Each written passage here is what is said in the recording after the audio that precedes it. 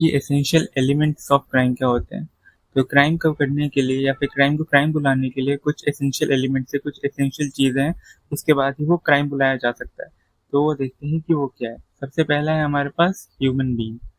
अब human being सबसे ज़्यादा इम्पोर्टेंट होता है एक क्राइम को क्राइम बुलाने के लिए। क्यों? क्योंकि एक ह्यूमन बीइंग ही है जो क्राइम कर सकता है। तो यह हमारा सबसे इम्पोर्टेंट और सबसे पहला एसेंशियल एलिमेंट है।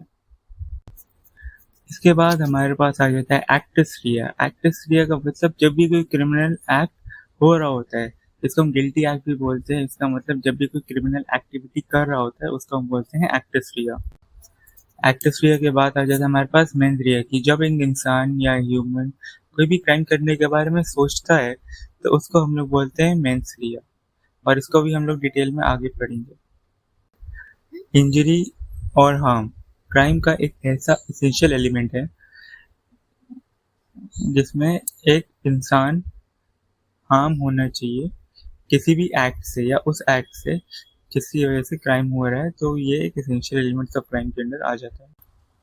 Prohibited by law essential element of crime के अंदर इसलिए है क्योंकि जो भी एक्ट किसी आदमी ने करा हो which will lead to crime या criminal activity, prohibited by law होनी चाहिए। लॉ ने उसकी मंजूरी नहीं देनी चाहिए, इसलिए प्रोहिबिटेड बाय लॉ एक एसेंशियल एलिमेंट ऑफ क्राइम